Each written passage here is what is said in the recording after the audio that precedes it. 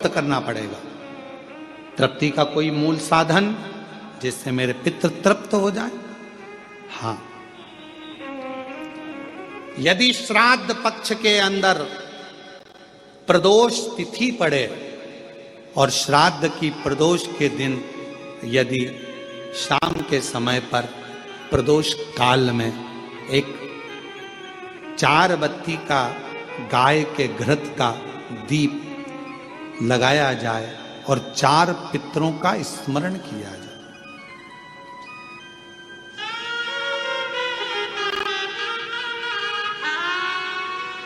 चार पितरों का स्मरण करो। वो 4 बत्ती का दीपक जलाकर पहले अग्नि स्वधा पितर, दूसरे वर्षद पितर, तीसरे आज्ञ पितर और चौथे सोमपति पितर।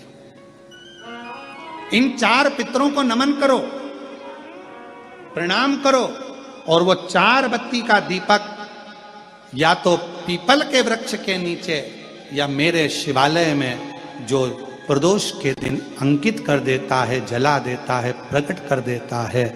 जो मन से मांगता है पितृ और शिव उसके भंडार कभी खाली नहीं करता, उसकी झोली भरा आ जाती है, भरा। कौन से दिन? श्राद्ध पक्ष में जो प्रदोष आए, प्रदोष के दिन, प्रदोष काल में दीप प्रकट करने की बड़ी महत्वता है। आपने 16 दिन अगर ब्राह्मण को भोजन नहीं कराया है, 16 दिन अगर तुमने अन्नदान नहीं करा है, 16 दिन अगर कोई दान नहीं दिया है, तो भी यदि प्रदोष के दिन श्राद्ध पक्ष में जो प्रदोष आएगी, उस प्रदोष के दिन श्राद्ध पक्ष के 16 दिन के अंदर जो प्रदोष आए, प्रदोष काल में चौमुखी दिया 4 पितरों का जिनका नाम अभी वर्णन किया, उनका स्मरण कर कर यदि प्रज्वलित किया जाए तो उसका फल अधिक मिलता है। और जो कामना कर कर हम दीप लगाते हैं वो कामना हमारी वर्ष भर पूरा नहीं होता और बाबा उस कामना को पूर्ण कर देता है, पितृ पूर्ण कर देता है। तुम अपने पितरों का नाम लो और लगाओ चक, क्योंकि ये 4 पितृ 4 दिशाओं से हमको सुरक्षित रखते हैं। अग्निस्वध पितर हमारे पूर्व दिशा से हमें सुरक्षित रखते हैं। वर्षद पितर हमें वर्षद पितर हमें दक्षिण दिशा से सुरक्षित रखते हैं। और महाराज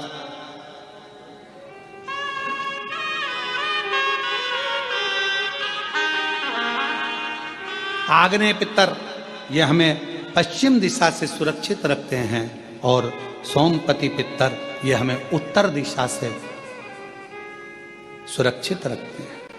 ये वो पितर हैं जिनका नाम लेकर यदि प्रदोष काल में, प्रदोष के दिन श्राद्ध पक्ष में अगर दीप 4 बत्ती का घृत का लगाया जाता है, या तो शिवालय में या पीपल के वृक्ष के नीचे, अगर वहां नहीं लगा सकते तो तुलसी के पौधे के नीचे, उसके सामने, या बट वृक्ष के सामने, या आंवले के वृक्ष के सामने, या बेलपत्र के वृक्ष के सम्मुख में, कहीं पर भी अगर इस दीप को लगाया जाता है और शिव का नाम लेकर उसको प्रज्वलित किया जाता है तो पितृ और शिव आपका कार्य सफल जरूर करते हैं और रक्षा जरूर करते हैं।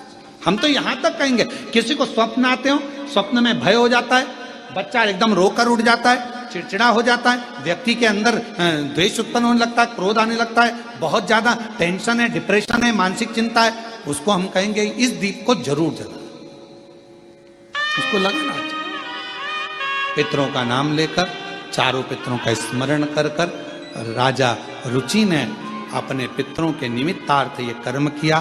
तभी इस कर्म को जैसे ही करा था, करते ही राजा रुचि को जो चाहिए था वो मिलने लगा। सामने से एक